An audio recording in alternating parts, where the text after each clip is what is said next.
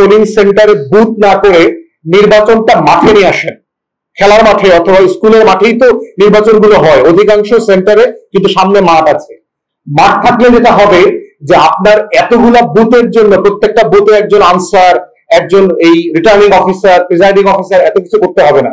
খোলার মাঠে আপনি তাবু করে দেন, এক পাশ থেকে ঢুকে আরেক পাশ থেকে বের হয়ে আসবে, এবং এটা আপনার স্টাফিং কম লাগবে, আপনার আইন শৃঙ্খলা পরিস্থিতি নিয়ন্ত্রণ করা সহজ হবে। প্রয়োজনে আপনি সিসিটিভি দিয়ে নিয়ন্ত্রণ করতে পারবেন।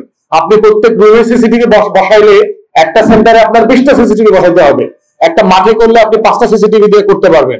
সরকারের খরচ এখানে কমে আসবে। অতএব এই মৌলিক জায়গাগুলো যদি আমরা অ্যাড্রেস করতে পারি, তাহলে আমরা মোবাইল ভোটিং সেন্টারের কথা বলেছি, যে যেখানে যেখানে সুযোগ আছে আপনি দেখবেন যে বিশ্ব সাহিত্য কেন্দ্রের গাড়ি আছে, মোবাইল লাইব্রেরি, বাংলাদেশে মোবাইল পোস্ট অফিস আছে, মোবাইল ব্যাংকিং আছে, ক্যাশ মেশিন আছে। দেখবেন বিভিন্ন মিটিং এ বড় বড় সমাবেশে মোবাইল এটিএম মেশিন নিয়ে যায়। যেখানে যেখানে আইন শৃঙ্খলা বাহিনীর সিচুয়েশন নিয়ন্ত্রণের মধ্যে থাকবে এমন জায়গাতে আপনারা মোবাইল ভোটার কেন্দ্র করতে পারেন, যেন দূর থেকে খাওয়া পার হয়ে অটোতে করে এই ফুসপানির টাকা নিয়ে ভোট কেন্দ্রে আসতে না হয়। রাষ্ট্র ভোট কেন্দ্রকে বাড়ির দরজায় নিয়ে যাবে। এতে অবৈধ টাকার লেনদেন কমে যাবে এবং খরচও কমে যাবে দুই দিক থেকে।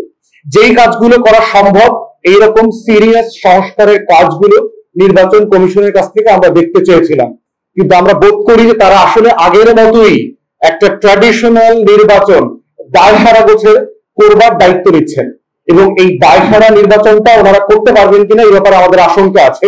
কারণ গত সপ্তাহে নির্বাচন কমিশনের শুনানির মধ্যে যে মারামারি লেগে গেল, যে নির্বাচন কমিশনের অফিসে নির্বাচন কমিশনারদের সামনে যারা আপিল শুনানিতে দুই পক্ষের নিরাপত্তা দিতে পারে না, তারা কোন লেভেলে নিরাপত্তা দিবেন?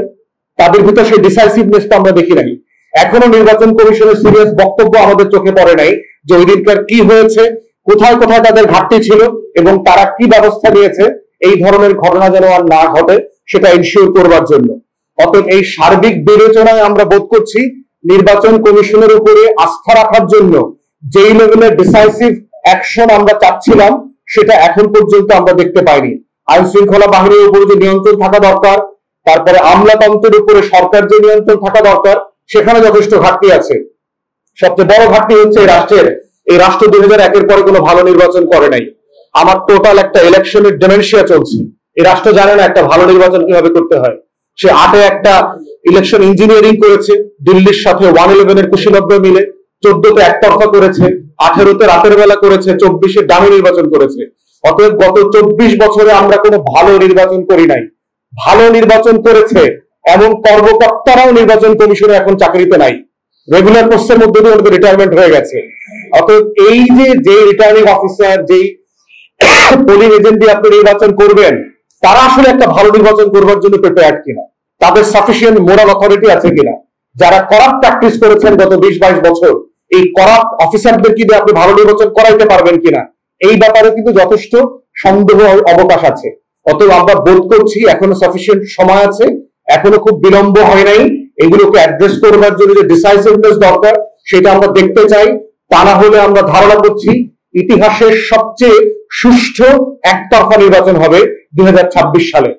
73 এবং 2018-এর নির্বাচন বিখ্যাত হচ্ছে ফ্রডুলেন্ট জাল জালিয়াতের একতরফা নির্বাচনের জন্য, আর এইবারের নির্বাচনের সম্ভাবনা আছে সুষ্ঠু কিন্তু একতরফা। এই সম্ভাবনা আমরা দেখতে পাচ্ছি। সেটা গণতন্ত্র যে উত্তরণের পথে আমরা যেতে চাচ্ছি সেটার জন্য আমাদের কল্যাণকর হবে না।